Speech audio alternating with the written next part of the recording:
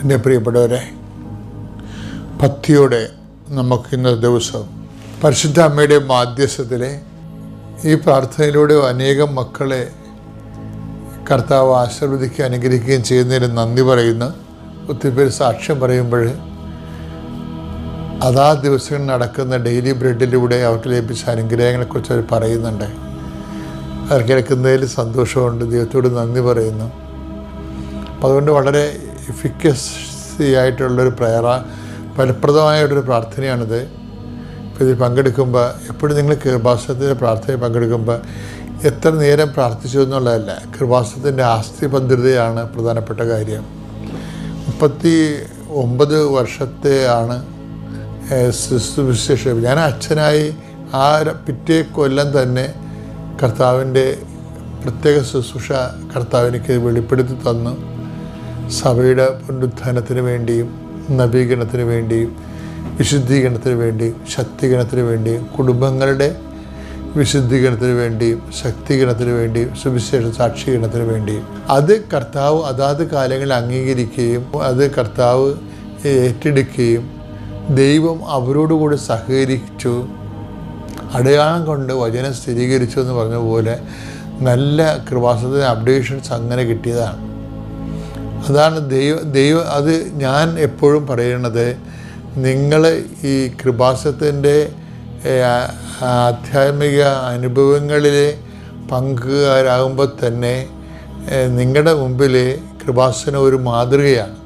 എന്ന് വെച്ചാൽ എങ്ങനെ ദൈവത്തെ പ്രസാദിപ്പിക്കാം, എങ്ങനെ സത്യസന്ധമായ ദൈവത്തിന് വേണ്ടി ജീവിക്കാം, എങ്ങനെയാണ് സുവിശേഷത്തിൻ്റെ വേല ചെയ്യണത്, എങ്ങനെയാണ് കർത്താവിൻ്റെ വിശുദ്ധമായ രക്തം ഭൂമി വീണതിന് മറുപടി പറയണത്, അതിലൂടെ ദൈവത്തിൻ്റെ പ്രീതിക്ക് പാത്രമായിട്ട് ദൈവത്തിൻ്റെ ഈ കാലഘട്ടങ്ങളിലുള്ള സ്വർഗത്തിൻ്റെ ഉപകരണമായി പ്രവർത്തിക്കുന്നത്. അങ്ങനെ ഓരോ വ്യക്തികളും ആഗ്രഹിച്ചു കഴിഞ്ഞാൽ അത് നടപടിയുള്ള കാര്യങ്ങളാണ്.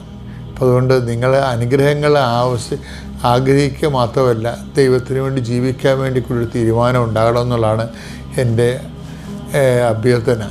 കർത്താവെ, അങ്ങയുടെ മക്കളെ പ്രേക്ഷിതരെ അങ്ങ് വളർത്തണമെന്ന് പ്രാർത്ഥിക്കുന്നു. കർത്താവ്, ദൈവവിളി സഭയിൽ ദൈവവിളി പ്രോത്സാഹിപ്പിക്കുവാനും ദൈവവിളിക്കായിട്ട് ഒരുങ്ങുന്നവരെ അതിലേക്ക് നയിക്കുന്ന രീതിയിൽ അങ്ങ് വലിയ അനുഗ്രഹങ്ങൾ നൽകണമെന്ന് പ്രാർത്ഥിക്കുന്നു. ദൈവവിളിയുള്ള ഇടങ്ങളും ദൈവവിളിക്കായി വന്നിട്ടുള്ളവരെ അതിൽ സ്ഥിരീകരിക്കണമെന്ന് പ്രാർത്ഥിക്കുന്നു. കർത്താവെ, നിൻ്റെ സഭയെ വളർത്താനും നയിക്കാനും ഭരിക്കുക എന്നതിനേക്കാൾ ഉപരി പരിചരിച്ചുകൊണ്ട് അതിനെ വളർത്താൻ കർത്താവെ നീ സഹായിക്കണം പ്രാർത്ഥിക്കുന്നു. കർത്താവെ, എല്ലാ ദൈവവിളികളും നീ ആശീർവദിക്കണമേ.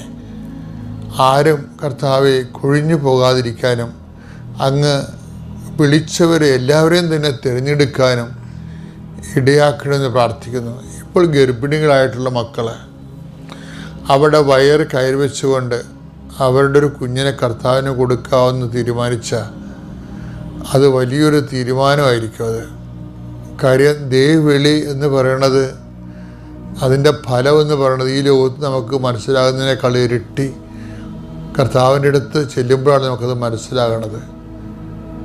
നിങ്ങൾ ദൈവവിളിക്ക് വേണ്ടി പ്രോത്സാഹിപ്പിക്കുകയും പ്രവർത്തിക്കുകയും ചെയ്യുമ്പോൾ നിങ്ങളുടെ കാര്യങ്ങൾ, നിങ്ങൾ അലോസരപ്പെടുന്ന കാര്യങ്ങൾ, ഭാരപ്പെടുന്ന കാര്യങ്ങൾ ലഘുവായിട്ട് കർത്താവ് ചെയ്തു തരും. കർത്താവ്, അങ്ങയുടെ മക്കളെ സമർപ്പിച്ച് പ്രാർത്ഥിക്കുകയാണ്. നിൻ്റെ തിരുമുറുവാർന്ന വലതുകരം അങ്ങയുടെ മക്കളുടെ ശിരസ് വെക്കണമെന്ന് പ്രാർത്ഥിക്കുന്നു. ഇന്ന് പ്രഭാതത്തിൽ ശനിയാഴ്ച അവരേറ്റെടുത്തിരിക്കുന്ന ഉത്തരവാദിത്തങ്ങൾ അവരാഗ്രഹിക്കുന്നതിനേക്കാൾ ഫലപ്രദമായി ചെയ്യാനും പൂർത്തിയാക്കാനും നിനക്ക് കഴിയും. എൻ്റെ കർത്താവിൻ്റെ ഉന്നതമായ നാമത്തിൽ ഇപ്പോൾ രോഗികളായിട്ടുള്ളവർ, ശരീരത്തിന് വൈകായിക തോന്നുന്നവരുണ്ട് കർത്താവേ, അവർക്ക് ഭാരം ഒരു രോഗം വന്നിട്ട് ദിവസങ്ങളായിട്ട് മാറാതെ ഇത് മാറണില്ലല്ലോ കർത്താവേ എന്ന് വിചാരിച്ചുകൊണ്ട് ഒന്നും ചെയ്യാൻ പറ്റണില്ലല്ലോ എന്ന് ഓർത്തിട്ടുണ്ട്.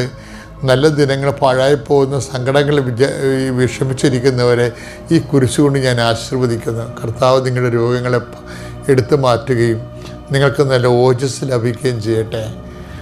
നീ എന്തെങ്കിലും കാര്യത്തിൽ ഭാരപ്പെടുന്നുണ്ടെങ്കിൽ, ഏതെങ്കിലും വ്യക്തികളുമായിട്ട് ഇടപെടലുകളിൽ നീ ഭാരപ്പെടുന്നുണ്ടെങ്കിൽ കർത്താവ് നിന്നെ ഇപ്പോഴാശീർവദിക്കട്ടെ. കൃപാസനത്താറെ ജീവനോടെ പ്രത്യക്ഷപ്പെട്ട പരിശുദ്ധമ്മ സഞ്ചാരി മാതാവ്, സമയത്തിൻ്റെ അധികാരി, നിൻ്റെ സമയങ്ങളെ ആശീർവദിക്കട്ടെ എന്ന് പ്രാർത്ഥിക്കുന്നു. നീ ഒരു നിർണായകമായ സമയം, ചിലപ്പോൾ കണ്ടുമുട്ടലിൻ്റെ സമയമാകാം, ചിലപ്പോൾ ഒത്തുതീർപ്പിൻ്റെ സമയമാകാം, ചിലപ്പോൾ ചർച്ച തീരുമാനമാകാൻ സമയമാകാം. നീ ആഗ്രഹിക്കുന്ന ചർച്ച തീരുമാനത്തിൽ വരണമെന്ന് ആഗ്രഹിക്കുന്ന ഒരു അവസ്ഥയാകാം. ഒരു കാര്യം ദൈവത്തെ ഓർക്കുക, നിന്റെ ചെറുതും വലുതുമായ നിൻ്റെ സ്വകാര്യവും ജനകീയ കാര്യങ്ങളുമായ എല്ലാ കാര്യങ്ങളെയും ദൈവം ഹോണർ ചെയ്യുന്നുണ്ട്. പരിശുദ്ധ അമ്മ, അവർക്ക് വീഞ്ഞില്ല എന്ന് പറഞ്ഞാൽ നമ്മളുടെ ഇല്ലായ്മകളെല്ലാം ദൈവം അമ്മയിലൂടെ അഡ്രസ്സ് ചെയ്യുമെന്നുള്ളതാണ് സുവിശേഷം എന്ന് പറയുന്നത്. അതുകൊണ്ട് എൻ്റെ മക്കളെ, പരിശുദ്ധ അമ്മ വഴി ഒരു കാര്യം ചോദിക്കാൻ നിങ്ങൾ ലജ്ജിക്കരുത്. നിങ്ങളുടെ ആവശ്യം എന്തെന്ന് സ്വർഗസ്ഥനായ പിതാവ് അറിയുന്നു എന്ന് പറഞ്ഞാലും ആ അറിവിൻ്റെ മേലെ ഒരു അക്കം കൊടുക്കാൻ വേണ്ടി അമ്മ ഒരു അനിവാര്യ ഘടകമാണ്. അമ്മേ, പരിശുദ്ധ അമ്മേ, ദേവമാതാവേ, ഇന്ന് ശനിയാഴ്ച അമ്മയുടെ ദിവസമായിട്ട് ഞങ്ങൾ ആചരിക്കുകയും അത് അമ്മയുടെ അരൂപിയിൽ ജീവിക്കാൻ ആഗ്രഹിക്കുകയും ചെയ്യുന്നു. കർത്താവേ, ഓരോ കാര്യങ്ങളിലേക്ക് ഞങ്ങൾ ബന്ധപ്പെട്ട് അമ്മയെപ്പോലെ യേശുവിനെ കാണാൻ ബന്ധപ്പെട്ട് പോയ പോലെ തിടുക്കത്തിൽ ഓരോ കാര്യങ്ങളിലേക്ക് പോകുന്നവരുണ്ട്. ഇന്ന് ശനിയാഴ്ച കണക്ക് തീർക്കേണ്ട ദിവസമാണ്. ജോലിക്കാർക്ക് കണക്ക് തീർക്കാൻ കാലണ കയ്യിലില്ലാതെ അവർക്ക് തരേണ്ടവുള്ള തരുമെന്ന് വിചാരിച്ചുകൊണ്ട് സങ്കടപ്പെട്ടിരിക്കുന്നവരും, ജോലിക്കാരാണെങ്കിൽ ഭീഷണിയുടെ സ്വരത്തിൽ സംസാരിക്കുമ്പോൾ ഹൃദയം നൊന്തും പൊടിഞ്ഞൊക്കെ ഇരിക്കുന്ന ചെറുകിട വ്യാപാര വ്യവസായശാലകളിൽ ജോലി ചെയ്യുന്നവർ, അവരുടെ ഓണർമാരായിട്ടുണ്ട്. അവരെല്ലാം സമർപ്പിച്ച് പ്രാർത്ഥിക്കുകയാണ്. കർത്താവേ, അവരെപ്പോഴും എല്ലാ പ്രാവശ്യവും ഇതുപോലെ വേദനിക്കേണ്ട, സന്ധ്യയാകുമ്പോൾ വേദനിക്കേണ്ട അവസ്ഥ വരരുത് ഈശോയെ. അവർ സന്ധ്യയാകുമ്പോൾ സ്ഥിരമായിട്ട് വേദനിക്കുന്നവർ, തൊഴിൽ, പണം, കുടുംബം, ജീവിതം മുന്നോട്ട് കൊണ്ടുപോകുന്ന അവസ്ഥകൾ, സന്ധ്യയാകുമ്പോൾ സ്ഥിരമായി വേദനിക്കുന്നവരെ അങ്ങയുടെ ദൃശ്യനെ സംബന്ധിച്ച് പ്രാർത്ഥിക്കുന്നു. എൻ്റെ കർത്താവേ, എന്തെല്ലാം കാര്യങ്ങൾക്ക് വേണ്ടിയാണ് അങ്ങയുടെ മക്കൾ ഇപ്പോൾ ഓൺലൈനിലുള്ളവർ, ഇത് എപ്പോഴാണ് പ്രാർത്ഥന കേൾക്കുന്നത് അപ്പോൾ ഓൺലൈനിലുള്ളവർ, കർത്താവ് എന്തെല്ലാം കാര്യങ്ങൾക്ക് വേണ്ടി പ്രാർത്ഥിക്കണം. ഈശോ, ഞാൻ അങ്ങയുടെ ദൃശ്യനിധിയിൽ കണ്ണീരോടെ പ്രാർത്ഥിക്കുന്നു. അങ്ങയുടെ വിശുദ്ധ പൗരോഹിത്യത്തിന് 39 കൊല്ലത്തെ ശുശ്രൂഷയ്ക്ക് അങ്ങയുടെ മുമ്പിൽ ഉള്ള വിലയുടെ അനുസരിച്ചുകൊണ്ട് അങ്ങയുടെ മക്കളുടെ കരുണ തോന്നണം. സർവ്വോപരി ദൈവം കൃപാസനത്തിൽ ചൊരിഞ്ഞിട്ടുള്ള സ്വന്തം സ്ഥാപനം പോലെ, സ്വന്തം ശുശ്രൂഷ കേന്ദ്രം പോലെ ദൈവം അമ്മ മാതാവ് സഞ്ചാരി മാതാവ് സമയത്തിൻ്റെ അധികാരി കൃപാസനത്തിൻ്റെ അധ്യയനം ആശ്രയിച്ച് ജീവിച്ച് ഓരോരോ സ്ഥലങ്ങളിൽ ചെല്ലുമ്പോൾ അതാ സ്ഥലങ്ങളിൽ അമ്മയും കൂടെ അവരുടെ കൂടെ എത്തിക്കൊണ്ട് അവിടെ സ്വന്തം കാര്യം പോലെ ചെയ്യുന്നത് പോലെ ഇന്ന് ഈ പ്രാർത്ഥന കേൾക്കുന്ന എല്ലാ മക്കളുടെയും കാര്യങ്ങൾ അമ്മ ഏറ്റെടുക്കുകയും അമ്മയുടെ സ്വന്തം കാര്യം പോലെ ഇന്ന് സന്ധ്യയ്ക്കുള്ളിൽ ഈ വിഷയത്തിൻ്റെ മേൽ ദൈവിക തീരുമാനം ഉണ്ടാകാൻ പിതാവിൻ്റെയും പുത്രൻ്റെയും പരിശുദ്ധനാമത്തിൽ ഞാൻ നിങ്ങളെ ആശീർവദിക്കുന്നു. പ്രേസലാണ് വിശ്വാസ പ്രമാണം. സർവശക്തനായ പിതാവും ആകാശത്തിൻ്റെയും ഭൂമിയുടെയും സൃഷ്ടാവുമായ ദൈവത്തിൽ ഞാൻ വിശ്വസിക്കുന്നു. അവിടുത്തെ ഏകപുത്രനും ഞങ്ങളുടെ കർത്താവുമായ ഈശോ മിശിഹായിലും ഞാൻ വിശ്വസിക്കുന്നു.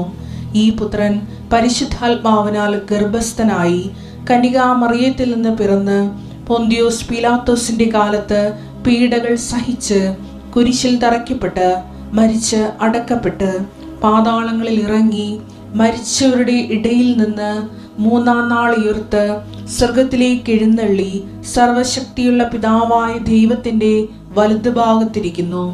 അവിടെ നിന്ന് ജീവിക്കുന്നവരെയും മരിച്ചവരെയും വിധിക്കുവാൻ വരുമെന്നും ഞാൻ വിശ്വസിക്കുന്നു. പരിശുദ്ധാത്മാവിലും ഞാൻ വിശ്വസിക്കുന്നു. വിശുദ്ധ കത്തോലിക്കാ സഭയിലും പുണ്യവാന്മാരുടെ ഐക്യത്തിലും പാപങ്ങളുടെ മോചനത്തിലും ശരീരത്തിന്റെ ഉയർപ്പിലും നിത്യമായ ജീവിതത്തിലും ഞാൻ വിശ്വസിക്കുന്നു. ആമേൻ. സ്വർഗ്ഗസ്ഥനായ ഞങ്ങളുടെ പിതാവേ, അങ്ങയുടെ നാമം പൂജിതമാകണമേ. അങ്ങയുടെ രാജ്യം വരണമേ. അങ്ങയുടെ തിരുമനസ് സ്വർഗത്തിലെ പോലെ ഭൂമിയിലും ആകണമേ. അന്നു വേണ്ടുന്ന ആഹാരം ഇന്ന് ഞങ്ങൾക്ക് തരണമേ. ഞങ്ങളോട് തെറ്റ് ചെയ്യുന്നവരോട് ഞങ്ങൾ ക്ഷമിക്കുന്നത് പോലെ ഞങ്ങളുടെ തെറ്റുകൾ ഞങ്ങളോടും ക്ഷമിക്കണമേ. ഞങ്ങളെ പ്രലോഭനത്തിൽ ഉൾപ്പെടുത്തരുതേ, തിന്മയിൽ ഞങ്ങൾ രക്ഷിക്കണമേ. ആമേൻ. നന്മ നിറഞ്ഞ മറിയമേ, സ്വസ്തി. കർത്താവ് അങ്ങയുടെ കൂടെ സ്ത്രീകളിൽ അങ്ങ് അനുഗ്രഹിക്കപ്പെട്ടവളാകുന്നു. അങ്ങയുടെ ഉദരത്തിൻ ഫലമായി ഈശോ അനുഗ്രഹിക്കപ്പെട്ടവനാകുന്നു. പരിശുദ്ധ മറിയമേ, തമ്പുരാന്റെ അമ്മേ, പാപികളായ ഞങ്ങൾക്ക് വേണ്ടി ഇപ്പോഴും ഞങ്ങളുടെ മരണസമയത്തും തമ്പുരാനോട് അപേക്ഷിക്കണമേ. ആമേൻ. തോബിത്തിന്റെ പുസ്തകം 14-ാം അധ്യായം 9-ാമത്തെ വാക്യം നോക്കുക. നിനക്ക് ശുഭം ഭവിക്കാൻ, നിനക്ക് ശുഭം ഭവിക്കാൻ നിയമവും പ്രമാണങ്ങളും പാലിക്കുകയും പാലിക്കുകയും നീതിയോടും കരുണയോടും കൂടെ വർത്തിക്കുകയും ചെയ്യുക. നീതിയോടും കരുണയോടും കൂടെ വർത്തിക്കുകയും ചെയ്യുക. ശുഭം ഭവിക്കുക എന്നുള്ളത് നമ്മൾ ഈ ദിവസങ്ങളിലെ ആദ്യ ചൊവ്വാഴ്ചയും അനുദിന ഡെയിലി ബ്രെഡിലുമൊക്കെ നമ്മൾ കാണുന്നതാണ്. പക്ഷേ ഇതൊരു ചെറിയ സബ്ജക്റ്റ് അല്ല. അതായത് എന്താണ് ശുഭം എന്ന് പറയണത്? ദൈവം ഒരു വിഷയത്തിൽ നമ്മൾ ആഗ്രഹിക്കുന്നത് പോലെ ആവശ്യപ്പെടുന്നതിനേക്കാളും കൂടുതൽ ദൈവം നൽകുന്നതാണ് ബൈബിളിൽ ശുഭം എന്ന് പറയുന്നത്. ഒരു വിശ്വാസി ദൈവത്തിൻ്റെ ദാനരീതികളെക്കുറിച്ച് മനസ്സിലാക്കണം. ദാനരീതികളെന്ന് പറയുന്നത് നമ്മളുടെ ഒരു ആവശ്യത്തിൻ്റെ പരിമിതികളിലാൽ പരിമിതപ്പെടുത്തുന്നതല്ലത്. ഇപ്പോൾ ഉദാഹരണത്തിന് എപ്പോഴും ദൈവം തരുന്ന കൂടുതലായിരിക്കും. അപ്പോൾ അതുകൊണ്ട് തന്നെ നമ്മളെന്ത് ചെയ്തത്, നമ്മൾ ദൈവത്തിന് വേണ്ടി ചെയ്യുന്നത് എപ്പോഴും പിടിച്ചേ ചെയ്യത്തുള്ളൂ. അതാണ് നമുക്ക് വരുന്ന അബദ്ധം. ഞാൻ ഈ പ്രഭാതത്തിൽ നിങ്ങളുടെ ശ്രദ്ധയിൽപ്പെടുത്താൻ ഉദ്ദേശിക്കുന്നത് അത് തന്നെയാണ്. കാര്യം ദൈവത്തിൻ്റെ മോഡ് ഓഫ് ഗിവിങ്ങും നമ്മളുടെ മോഡ് ഓഫ് പ്രെയറും തമ്മിൽ ദൈവം സമൃദ്ധമായി നൽകി. ഇപ്പോൾ ഉദാഹരണത്തിന് 6:38 എടുത്തേ, ലുക്കായുടെ സുവിശേഷം. കൊടുക്കുവിൻ നിങ്ങൾക്കും കിട്ടും. അതായത് നമ്മുടെ ഭാഗത്ത് നിന്ന് വരേണ്ടത് നോക്കിയേ, കൊടുക്കുവിൻ നിങ്ങൾക്കും കിട്ടും. അമർത്തി കുലുക്കി. ഇതിനെ കുറിച്ചാണ് പറയണത്. നമ്മൾ കൊടുക്കുന്നതിനെ കുറിച്ചാണ് പറയണത്. അത് വിശ്വാസമായാലും പ്രത്യാശയായാലും നമ്മൾ കൊടുക്കുന്നത്. പിന്നെ ക്യാഷ് ആൻഡ് കൈൻഡ് നമ്മൾ കൊടുക്കുന്നതിനെ കുറിച്ചാണ് പറയേണ്ടത്. കൊടുക്കുവിൻ. അപ്പോൾ കൊടുക്കുവിൻ നിങ്ങൾക്ക് ലഭിക്കും. അതെ, അമർത്തി കുലുക്കി. അമർത്തി കുലുക്കി നിറച്ച് അളന്ന് അവർ നിങ്ങളുടെ മടിയിൽ ഇട്ടു തരും. എന്ന് വെച്ചാൽ എന്താ പ്രശ്നം വെച്ചാൽ, എന്നിട്ട് പിന്നെ പറയുന്ന വാക്കുണ്ട്. എന്താണ്? നിങ്ങൾ അളക്കുന്ന, അത് വചനം വായിച്ച്, നിങ്ങൾ അളക്കുന്ന അളവ് കൊണ്ട് തന്നെ. ഇതാണ് വെറുതെ ഇരന്ന് പണിമഴിക്കണേ നമ്മൾ. നിങ്ങൾ അളക്കുന്ന അളവുകോല് കൊണ്ട് തന്നെ നിങ്ങൾക്കും അളന്ന് കിട്ടും. നിങ്ങൾ എന്ത് ചെയ്യും? കുർബാനക്ക് പോകുമ്പോൾ അച്ഛൻ പ്രസംഗം കഴിഞ്ഞിട്ട് പോകാമെന്ന് വയ്ക്കുക. അപ്പോൾ ദൈവം നിങ്ങളെ കുർബാനയെ അളക്കുകയാണ് അല്ലേ? കുടുംബ പ്രാർത്ഥന നിങ്ങൾ പറയും ഒരു ഗസ്റ്റും ചൊല്ലിയാൽ മതി എന്ന് പറയും, അല്ലെങ്കിൽ പറയും നിങ്ങൾ വെളുപ്പിനെ ചെല്ലാമെന്ന് പറയും. അപ്പോൾ നിങ്ങൾ മാറ്റിവെക്കും. നിങ്ങൾ ഇന്ന് എങ്ങനെ ഈ രീതിയിലെത്തിയോ ഒന്ന് ചിന്തിച്ചു നോക്കിയേ. ഇന്ന് ഗതികെട്ട പ്രേതം പോലെ ഇങ്ങനെ നടക്കുകയില്ലേ? ഒന്നും ചെയ്തിട്ട് ശരിയാകണില്ല. എന്താ? നിങ്ങൾ ദൈവത്തിന് പണി കൊടുത്ത് ജീവിച്ചിട്ടാണ്. നിങ്ങൾ അളക്കുന്ന അളവുകോൽ കൊണ്ട് തന്നെ കർത്താവ് അളന്നു തരുമെന്ന് പറഞ്ഞില്ലേ? അത് നമ്മൾ അനുവർത്തിക്കുന്ന വചനങ്ങൾക്ക് ആനുപാതികമായിട്ടായിരിക്കും നമ്മുടെ അനുഗ്രഹം വരണത്. അതാണ് ഈ ഉടമ്പടിയുടെ ഒരു മാത്തമാറ്റിക്സ് അതാണ്. അതായത് നിങ്ങൾ അളക്കുന്ന അളവുകോൽ കൊണ്ട് തന്നെ നിങ്ങൾക്കും അളന്ന് കിട്ടുമെന്ന് ഈശോ പറഞ്ഞു. അത് ലുക്ക 6:38 അവസാനം പറഞ്ഞതാണ്. പക്ഷെ അത് തന്നെയാണ് ഈ തോബിത്തിൽ പറയണത്, 14:9 പറയണത്. എന്താണ്? നിങ്ങൾക്ക് ശുഭം ലഭിക്കാൻ ഭവിക്കാൻ നിങ്ങൾ പ്രമാണങ്ങളെ അനുസരിക്കുക. കർത്താവിൻ്റെ വചനം ഏത് തോതിൽ നമ്മൾക്ക് അതിൻ്റെ ആഴത്തിലും ഉയരത്തിലും നമ്മൾ ജീവിതത്തിൽ പ്രയോഗിക്കാൻ വേണ്ടി പരിശ്രമിക്കുകയോ അതിനാനുപാതികമായിരിക്കും നിങ്ങളുടെ ജീവിതം ശുഭമാക്കപ്പെടുക, കൃപയാക്കപ്പെടുക. പ്രൈസ്. അപ്പോൾ ഈശോയുടെ ഒരു അങ്ങനെ ഉള്ള ഈശോയാണ് നമ്മൾ ശ്രദ്ധിക്കുക. നിങ്ങൾ ഇന്ന് പറയണ കുറേ പ്രശ്നങ്ങളില്ലേ, ഞാനും നിങ്ങളും പറയുന്ന ജീവിത പ്രശ്നങ്ങൾ. ഈ ജീവിത പ്രശ്നങ്ങളൊക്കെ അതിനെ ഡയറക്റ്റ് നമ്മൾ അഭിമുഖീകരിക്കുകയാണെങ്കിൽ കുറേ ടൈം എടുക്കും. പറഞ്ഞ മനസ്സിലായോ?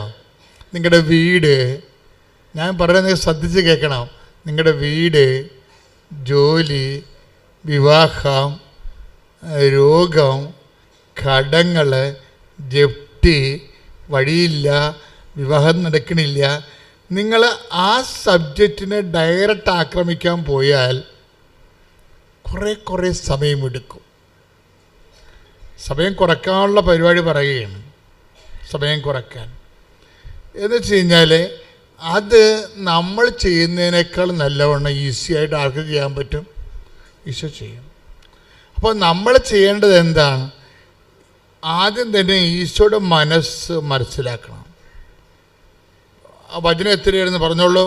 ലുക്ക 12:33. അതൊക്കെ നമ്മൾ വായിക്കുമ്പോൾ നിങ്ങളുടെ നിക്ഷേപം എവിടെയോ അവിടെയായിരിക്കും നിങ്ങളുടെ ഹൃദയവും. എന്നിട്ട് ഈശോ അതൊക്കെ മുമ്പ് പറഞ്ഞെന്താ പറഞ്ഞ? സ്വർഗത്തിൽ നിങ്ങൾ നിക്ഷേപം കരുതി വെക്കുവിൻ. അപ്പോഴ് ആ വചനം കൂടി ലിങ്ക് ചെയ്യുമ്പോൾ എന്താ നമുക്ക് ഈശോയുടെ മനസ്സെങ്ങനെ റീഡ് ചെയ്യണത്? നമ്മളുടെ നിക്ഷേപം എവിടെ ആയിരിക്കണമെന്നാണ് ഈശോ ഉദ്ദേശിക്കുന്നത്? സ്വർഗത്തിൽ. അതാണ് സംഭവം. നമ്മളുടെ നിക്ഷേപം സ്വർഗത്തിലായിരിക്കും. ഇപ്പോൾ എന്ത് വർക്കൗട്ട് ചെയ്താലും നമ്മളെ ഫെഡറൽ ബാങ്കിലെ കൊണ്ട് പൈസ ഇടണ പോലെ ഇടാമെന്ന് വിചാരിക്കുകയല്ല.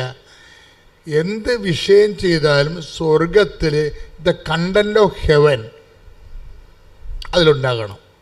ഇപ്പോൾ ഭാര്യ ഭർത്താക്കന്മാർ തമ്മിൽ അടിച്ച് പിരിയാൻ പോകണമെന്ന് വിചാരിച്ചോ? നിങ്ങൾ കേസ് ജയിച്ച് 2 കൊച്ചിനെ നിങ്ങൾക്ക് കിട്ടി, ഞാൻ പറയും നിങ്ങൾ തോറ്റെന്ന് പറയും. എന്താ? സ്വർഗം പോയില്ല, കൊച്ചിനല്ലേ കിട്ടിയുള്ളൂ. ആ കൊച്ചു നാളെ വല്ല കഞ്ചാവിലൊക്കെ അടിക്കണമെങ്കിൽ ഇപ്പം തന്നെ കുഞ്ഞ് പറഞ്ഞു കേട്ടില്ലേ, വാപ്പാനെ തല്ലിക്കൊല്ലോ എന്ന് പറഞ്ഞില്ലേ? അമ്മയെ കൊന്ന കുഞ്ഞ് പറഞ്ഞത് വാപ്പാനെ തല്ലിക്കൊല്ലാൻ പറഞ്ഞു. ഇപ്പം നിങ്ങൾ മക്കളെ കിട്ടിയെന്ന് പറഞ്ഞാലും നാളെ കാര്യങ്ങൾ നിങ്ങളെ തല്ലിക്കൊല്ലാൻ പറഞ്ഞാൽ ചിലപ്പോൾ പറഞ്ഞെന്ന് വരൂ. അറിയാമല്ലേ? നിങ്ങളെ കേട്ടില്ലേ കഴിഞ്ഞ ദിവസത്തെ ചരിത്രം? ഞാൻ പേര് നിങ്ങൾ അധികം പറയേണ്ട കാര്യമില്ല. അപ്പം നിങ്ങളിപ്പോൾ ഭർത്താവുമായിട്ട് ഇടിവെച്ച് നിങ്ങൾ ജയിച്ചു. നിങ്ങളുടെ വക്കീൽ കേമനായിരുന്നു. അയാൾ ഉള്ളത് ഇല്ലാത്തതൊക്കെ എഴുതി ചേർത്ത് നിങ്ങൾ അവിടെ സ്വർണം നേരത്തെ നിങ്ങൾക്കറിയാവില്ല, ഏത് വക്കീലിനും അറിയാം, ഏത് കോടതിക്കും അറിയാം, പിരിയണമെന്ന് പറഞ്ഞ പെണ്ണ് ഒരിക്കലും ഭർത്താവിൻ്റെ വീട്ടിൽ പൊന്നു വെക്കത്തില്ല. അവളുടെ അപ്പനും അമ്മയും ഒന്നും വെപ്പിക്കത്തില്ല. ആദ്യത്തെ പുതുക്കത്തിന് തന്നെ അഴിച്ചെല്ലാം അലമാരി ആക്കും. അത് ബുദ്ധിയുള്ളവർ മനസ്സിലാക്കണം. ഇത് ട്രാപ്പാണ് ഈ വരാൻ പോണത്, അടുത്ത പരിപാടി ട്രാപ്പാണെന്ന്. പക്ഷേ കേസ് വരുമ്പോൾ എന്താ പറയണത്? എൻ്റെ പൊന്നെ, എൻ്റെ 28 പവൻ പൈസ എല്ലാം അവിടെ ലോക്കറിൽ ഇരിക്കണം, അവിടെ അലമാരി ഇരിക്കണം കേസ്. അപ്പം നമ്മൾ വക്കീലിനോട് പറയാം, വക്കീലെ അങ്ങനെയൊന്നുമില്ല, കാശൊക്കെ എൻ്റെ ഉണ്ടെന്നൊക്കെ പറയും. അപ്പോൾ പറയും നിങ്ങൾക്ക് കേസ് ജയിക്കണ കാശ് വേണമെന്ന് ചോദിക്കും. അപ്പോൾ ഉടനെ ഒപ്പിട്ട് കൊടുക്കും. തീർന്നില്ലേ? കണ്ടന്റ് ഓഫ് ഹെവൻ പോയി. ഭയങ്കര ഉടമ്പടിക്കാരത്തിയാണ്, പക്ഷേ വക്കീലിൻ്റെ കക്ഷത്താണ് നിങ്ങളുടെ ആത്മാവ് ഇരിക്കണത്. ശരീരം മാത്രമല്ലേ, ആത്മാവ് ഉൾപ്പെടാം. ശരീരം മാത്രമല്ല, ശരീരമായിട്ട് ആരും കക്ഷത, ആത്മാവ്. അതുകൊണ്ട് ഈശോ പറയുമ്പോൾ പറയും ഒരു കണ്ടന്റ് ഓഫ് ഹെവൻ. നിങ്ങൾ എവിടെ ജയിച്ചാലും എത്ര കാലത്തേക്ക് ജയിക്കാൻ പറ്റും? എത്ര കാലത്തേക്ക് ജയിക്കാൻ പറ്റും? ഈ ജീവിക്കണ ഇത്രയും കാലം ജീവിക്കാൻ പറ്റും അല്ലേ? അതായത് വേണ്ട സമയത്ത് നിങ്ങൾ കർത്താവിനെ തള്ളിപ്പറഞ്ഞിട്ടുണ്ട്. സത്യം തള്ളിപ്പറഞ്ഞു, നീതി തള്ളിപ്പറഞ്ഞു, സ്നേഹം തള്ളിപ്പറഞ്ഞു. എല്ലാം നിങ്ങൾ ആർക്ക് വേണ്ടി ചെയ്താണ്? തള്ളമാർ ശ്രദ്ധിക്കണേ. മക്കളുടെ കൂടെ നിന്നുകൊണ്ട് ആൻറ്റിമാരൊക്കെ ചിലപ്പോൾ കേസ് കൊടുക്കാനും ഡൈവേഴ്സിനും അബോർഷനും ഒക്കെ കൂട്ടി നിൽക്കുന്ന, പിമ്പായിട്ട് നിൽക്കുന്ന ആൾക്കാരില്ലേ, അവറാച്ച പണി വരുന്നുണ്ട്. ഒരു കുഴപ്പമില്ല. നിങ്ങൾ ഒറ്റടക്കി സഭയൊന്നും പോകത്തില്ല. എന്തുകൊണ്ടാണ് അമ്മ ചില സമയത്ത് ഹൃദയത്തിൽ സംഗ്രഹിച്ച് മിണ്ടാണ്ടിരുന്നത്?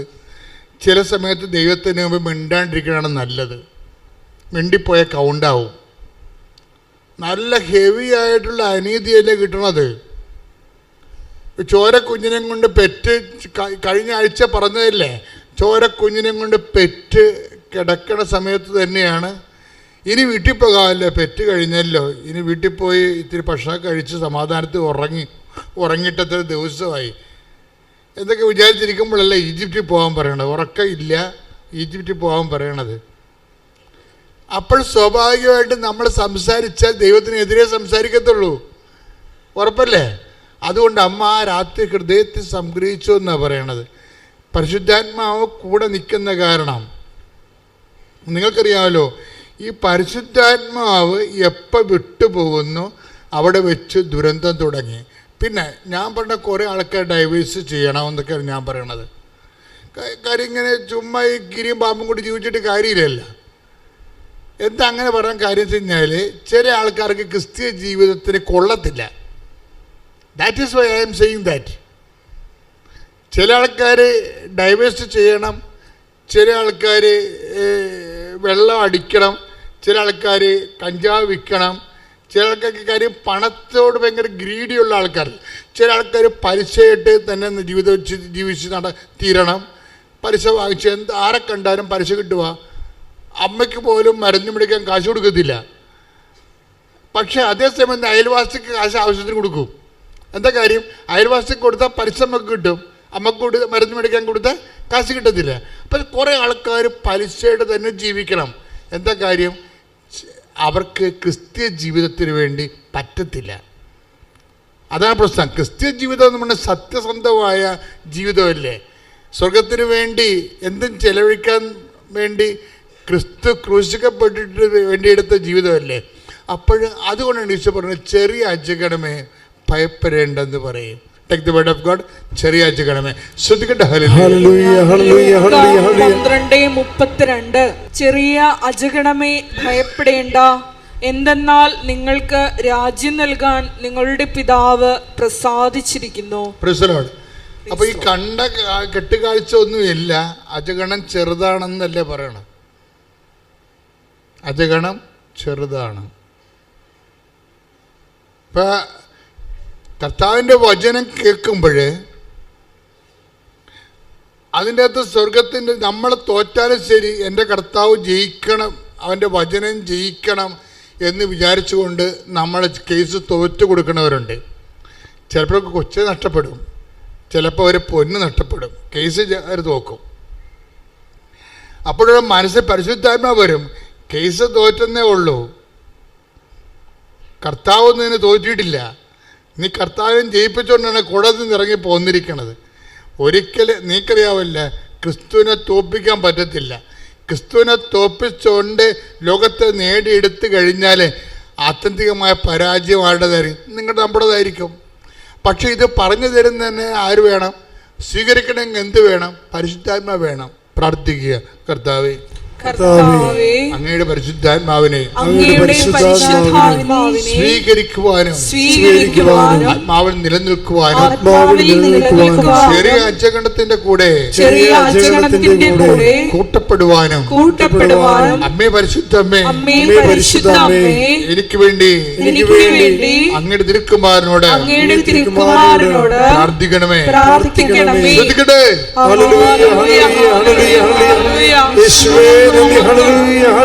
ആരാധന. ഹല്ലേലൂയ. പരിശുദ്ധാത്മാവേ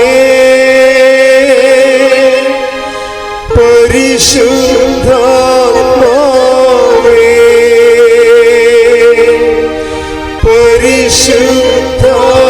പരിശുദ്ധാത്മാവേ വരിക വരിക ഞങ്ങളിൽ നീ പരിശുദ്ധാത്മാവേ.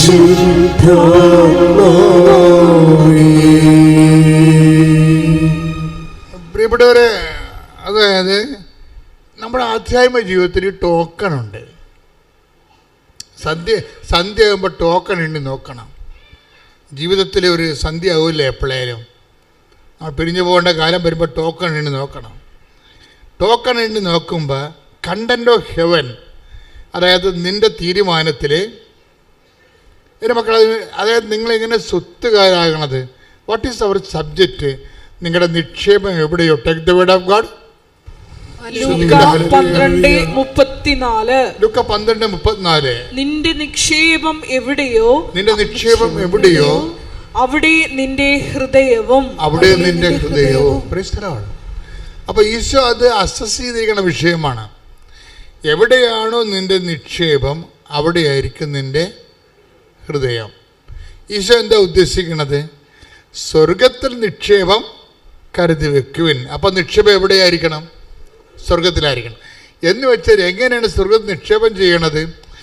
എന്ത് തീരുമാനം എടുത്താലും അതിൻ്റെ അതൊരു കണ്ടന്റ് ഓഫ് ഹെവൻ ഉണ്ടാകണം. അതാണ് ടോക്കൺ. പിടിയാ. എന്ത് തീരുമാനം എടുത്താലും, കൊടുക്ക വാങ്ങേണ്ട തീരുമാനം എടുത്താലും, ഇപ്പം നിങ്ങൾക്ക്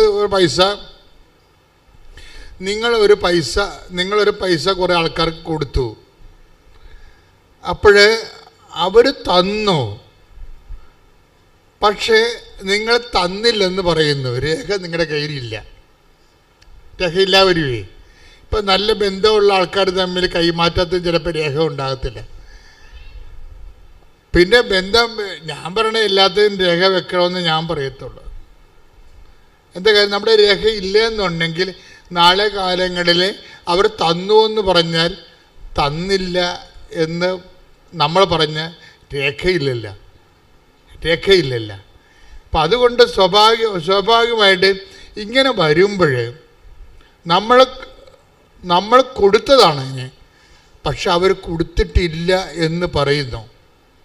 നമുക്ക് രണ്ട് കാര്യങ്ങൾ ചെയ്യാം.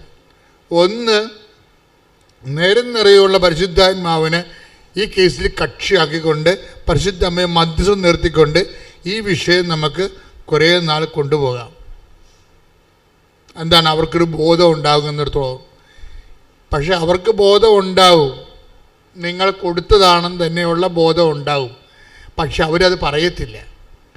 അവരപ്പോഴും പറയും, ബോധം ഉണ്ടായാലും അവർ പറയും തന്നിട്ടില്ലെന്ന് പറയും. അപ്പം നിങ്ങൾ എന്തു ചെയ്യും?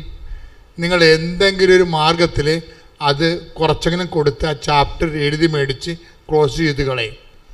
അപ്പോൾ ആര് തോറ്റു? അപ്പോൾ നമ്മൾ 2 പ്രാവശ്യം കാശ് തോറ്റില്ലേ? ആദ്യം ഒന്ന് കൊടുത്തു.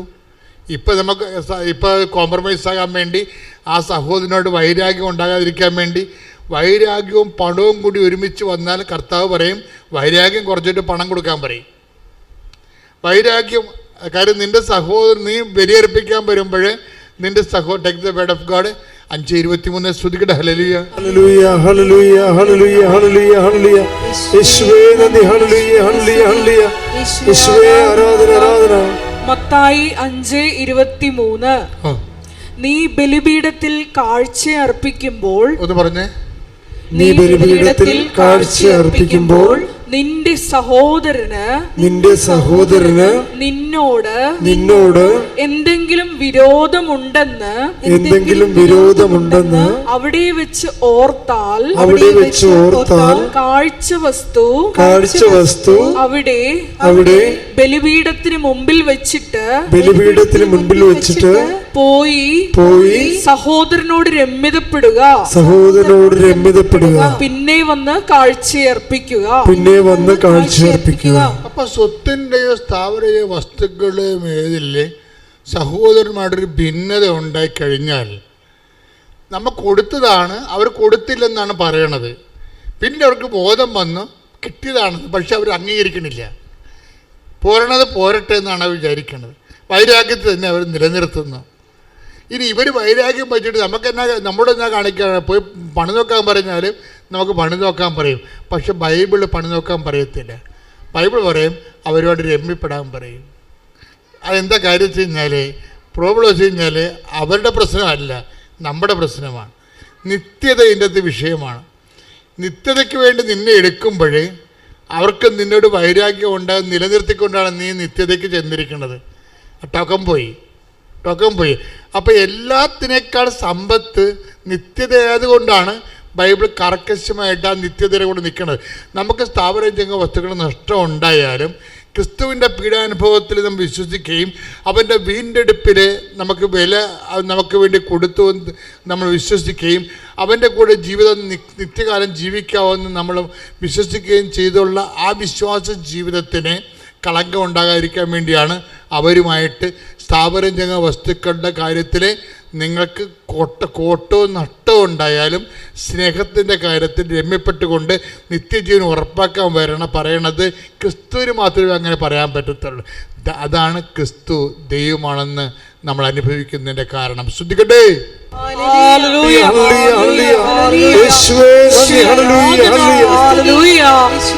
മഹത്വം, ആരാധന.